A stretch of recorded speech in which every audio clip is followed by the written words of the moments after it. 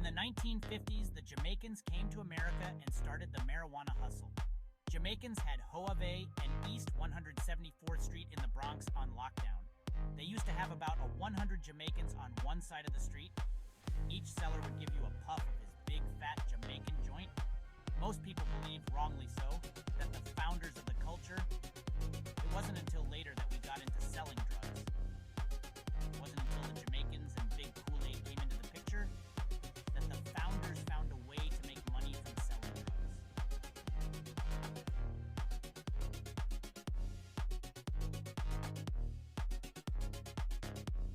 When the Jamaicans sold you marijuana then, they used to sell you big bags of the stuff for pennies on the dollar.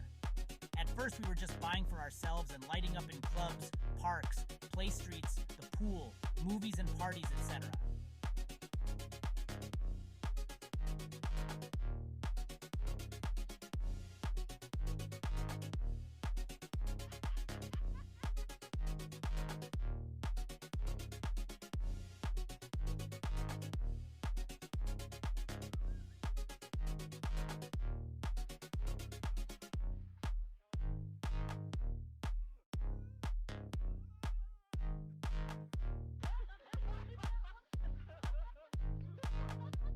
Crazy how selling marijuana came about. Remember that this is a time that everyone wanted to get some, but everybody didn't know where to get it or had the heart to go in areas that had it. Once we started going to all these places where people want some for our own enjoyments, all it took was for one person to come to us and ask, would we be willing to sell him a loose joint for $1 for one of our big fat joints? Once we sold that one joint, everybody started lining up asking to buy joints. Once we saw these people was willing to give us $1 for these joints, we just said, let's get paid. Selling marijuana brought out the creativeness in us. We started mixing it hash, opium, or angel dust. We made a killing selling loose joints of weed or weed mixed in dust, hash, or opium. Things got so crazy that people used to see people who was dressed like us and walk up to them at schools, stores, train stations, on their jobs, and on the streets, and ask them, was they selling weed? Things got so crazy that people used to see people who was dressed like us and walk up to them at schools, stores, train stations, on their jobs, and on the streets, and ask them, was they selling weed? Things got so crazy that people used to see people who was dressed like us and walk up to them at schools, stores, train stations, on their jobs, and on the streets, and ask them, was they selling weed? Things got so crazy that people used to see people who was dressed like us and walk up to them at schools, stores, train stations, on their jobs, and on the streets, and ask them, was they selling weed? Once again, the founders never started out selling drugs. No, drugs was here way before we got into it. Once again, the founders never started out selling drugs. No, drugs was here way before we got into it. However, we did open the door for the poor man to get paid from drugs with the help of the Jamaicans, big up star. However, we did open the door for the poor man to get paid from drugs with the help of the Jamaicans, big up star. However, we did open the door for the poor man to get paid from drugs with the help of the Jamaicans, big up star. Well, we covered a lot about the birth of the culture, but I have to make two things very clear. One is that the South Bronx is actually the East Side Bronx that the culture started from, not the west side of the Bronx where Kool Herc's party taken place. So let's clear that up, and you would understand that the culture isn't a DJ culture, but a B-boys culture.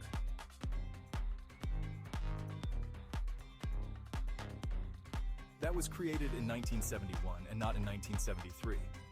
Secondly, there is a part of the Bronx that blacks call the South Bronx as it refers to an area that we consider Latinos. Now, because the historians put out that the culture started in the South Bronx, Latinos ran with that belief and started saying that they helped create the culture. That's not true.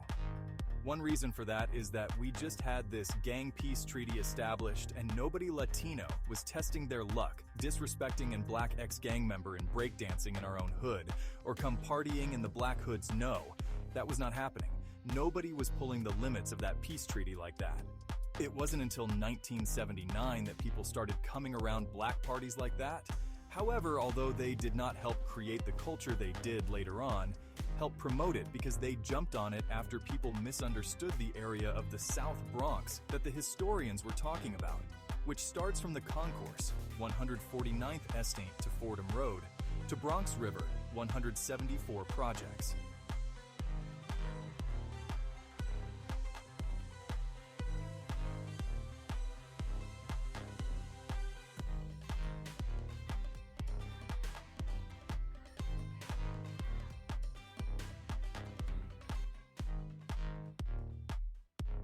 Let's be clear, most of the culture's lifestyle comes from that area where Mapes Ave and Tremont Ave is and where Bronx River is, and one of those lifestyle is the roll-up pant leg.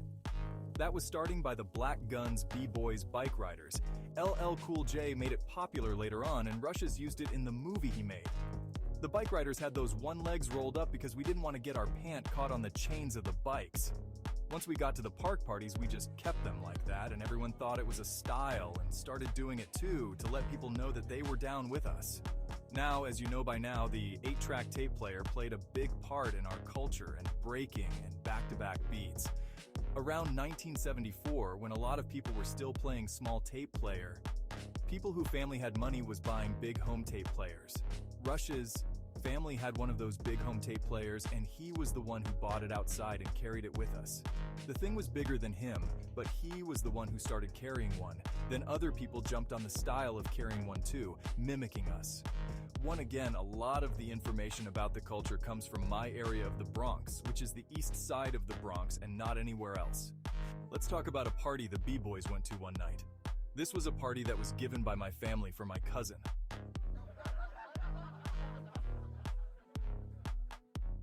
My oldest sister and her girlfriend, Barbaran, started out Jing the B-Boys, were known for turning out parties on the dance floor. Now my cousin hasn't seen me and my friends for over 3 years.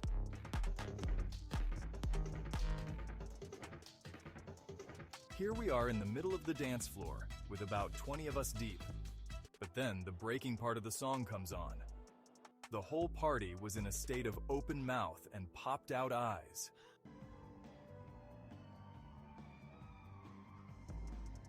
Now, all this time, my cousin is still in the middle of us. Then we all just froze in pose and she and the club went crazy.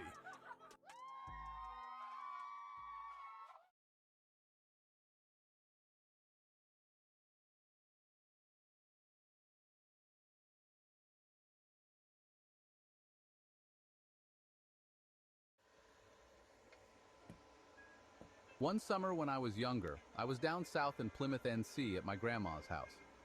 Out of nowhere, a big North America van line truck pulled up to the house, and what came out of that van made me create my own bike riding crew. The Black Falcons came down from New York City this summer and took over North Carolina with about 200 riders, and my life had never been the same after that because I never forget how they rolled.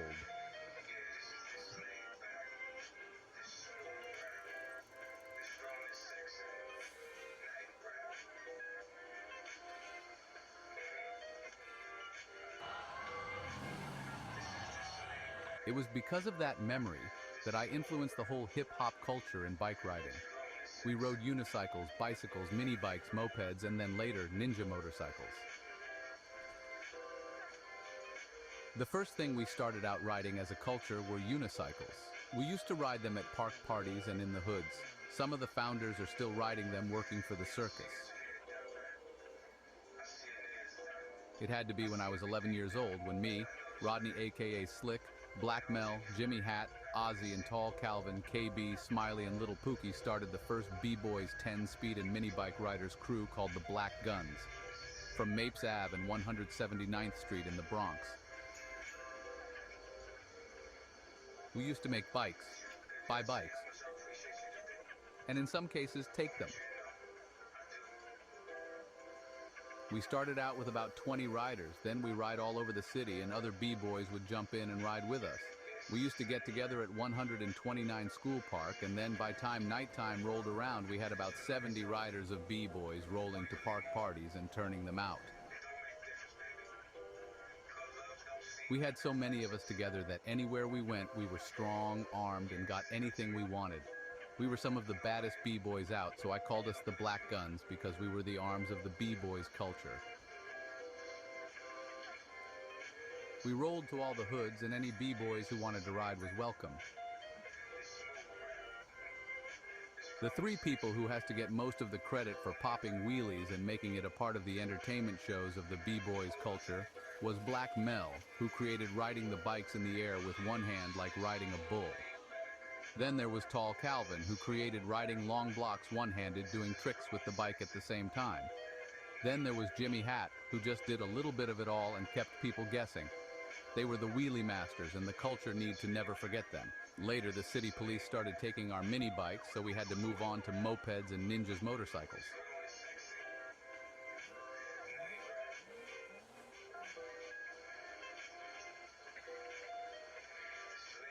Well, that was the history behind the hip-hop culture and bikes. Today, the culture still loves riding two wheels, loves popping wheelies, and loves racing each other or putting on bike shows.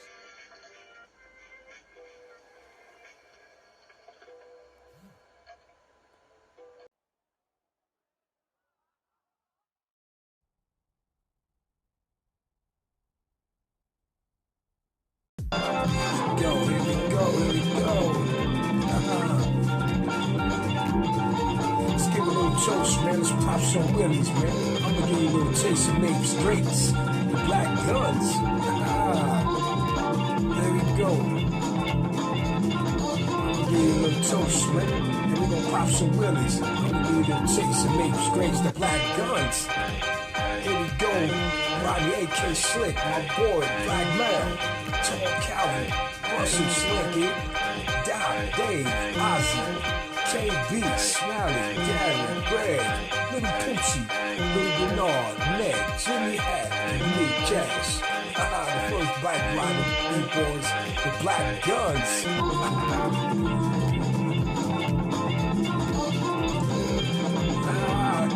So let's give a little toast, man. Let's pop some willies, man. I'm gonna give you a little taste of maybe straights. So let's give a little toast and let's pop some willies, man. I'm gonna give you a little taste of maybe straights. Black Guns. I gotta give a little shout out to my Matrix Avenue crew, 179th, Billy Damn Bronx.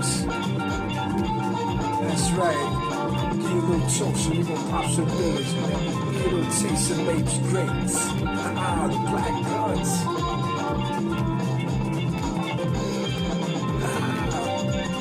Let's give a little toast and let's pop some willies. Give you a little taste of maybe straights. The Black Guns. Rodney, AK Slick, Black Mel, Tall Calvin. Rest in peace, homie. Russell, Slinky, man. Doc, Dave, Ozzy, KB, Smiley, Gary, Greg, Little Poochie, Little Bernard, Meg, Jimmy Hat, Cash, me, the Black Guns.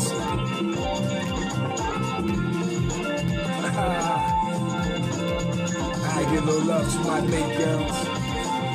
Here you go, Darlene, Roland, Peaches, Glenda, Dara, Sam, Barbara Ann, Marie, Yolanda, Judan, Tanya, Michelle, Mally, Callie, the twins, little Tanya, little Shanita. Those my hearts right there.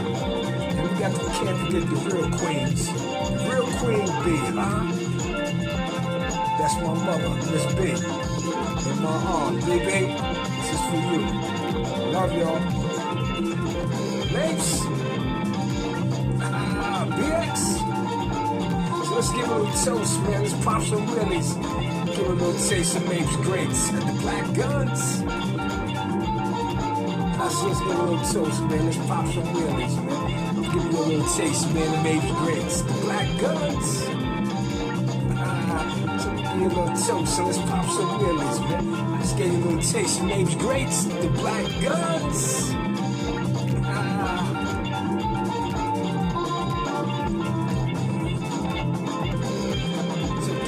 Toast, man, let's pop some willies, man. Just give you a little taste of Mapes Greats. The Black Guns.